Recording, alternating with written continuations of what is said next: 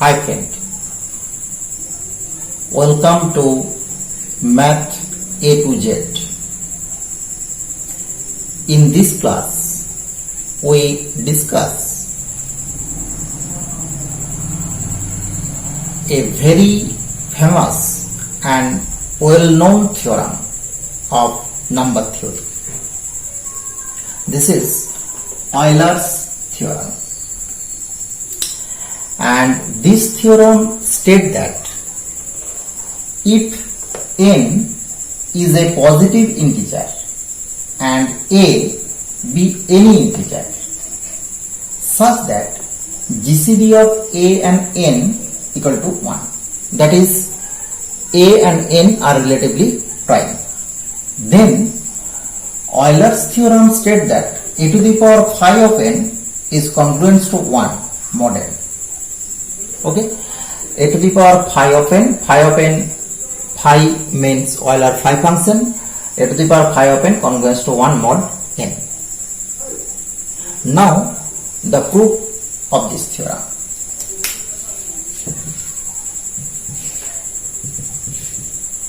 Proof. If n be 1, this is also a positive integer, then phi of n is also 1, and since GCD of a and n is 1, then from the definition of congruence we can write a congruent to 1 mod n.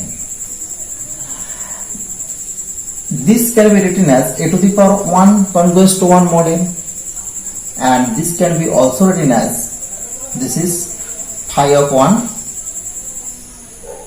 since phi of n equal to 1 if n equal to 1. So Euler's theorem is trivial or true for the case if n equal to 1. Now we consider for n greater than 1, this case n greater than 1. Let a1, a2 to a phi of n are the positive integer less than n and prime to n. And we know from the definition of Euler phi function, there is phi of n positive integers. Okay, so we let a1, a2 to a phi of n are the positive integer less than n and prime to n. Since GCD of a n equal to 1 from the hypothesis or from the given condition, and each ai are also prime to n, so we can write GCD of GCD of a into ai, n is also 1. Now we say that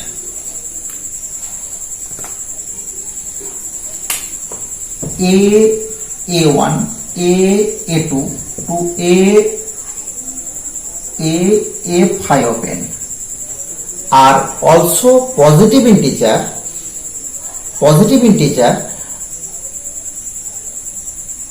and prime to n. Okay, and these positive integer are not congruent. No two of these positive integer are not congruent modulo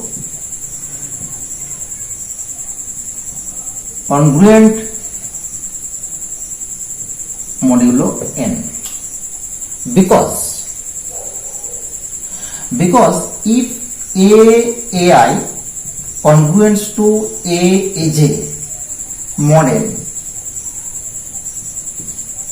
then ai congruent to aj mod n, we can cancel a from both sides, since GCD of AN equal to 1. But these are not congruent. AI not congruent to AJ.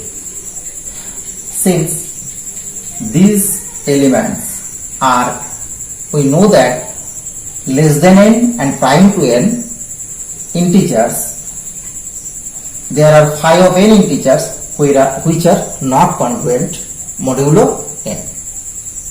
So our assumption is wrong.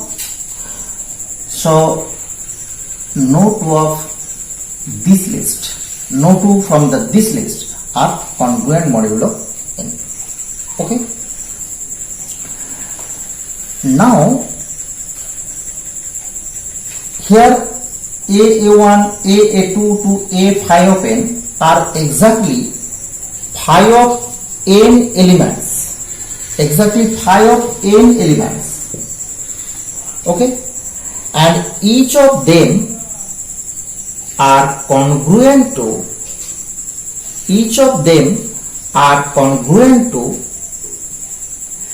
exactly one of the integer A1, A2 to A5 of n. Okay, but not in this order, in some order. So multiplying this number and another side, if we multiply this number, these two multiplications are congruent modulo n. So we multiply this number and this number, we get A1, A2 to A5 of n congruent to A1, A2 to A5 of n mod n, right? Since each AI are prime with n, so we must have GCD of A1, A2 to n, comma n must be 1.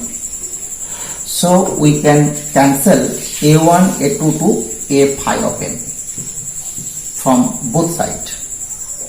Okay, and we get A to A congruent to 1 mod n, and here A, product of A as 5 of n times.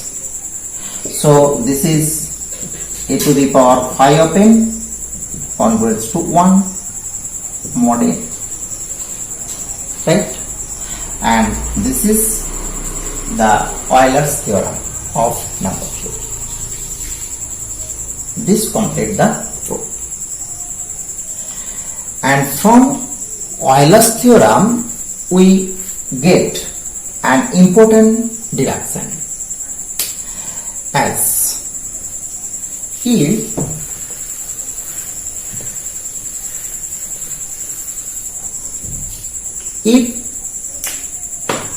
n equal to p prime, then phi of n equal to phi of p equal to p minus 1. Okay, and here GCD of AP equal to 1. That is, p does not divide a, because p is prime, and GCD of AP equal to 1. So by using this relation we get a to the power p minus 1 congruent to 1 mod p, and this is also another well known theorem. This is FERMAT'S theorem.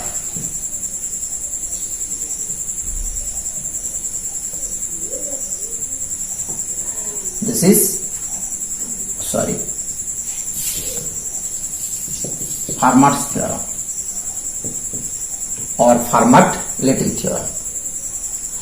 So we say that the Euler's theorem is the generalized form of FERMAT'S little theorem. Okay. And another deduction of Euler's theorem is, we know that Ax congruent to 1 mod n, this linear congruence has unique solution if GCD of an equal to 1. Okay, here also GCD of an equal to 1,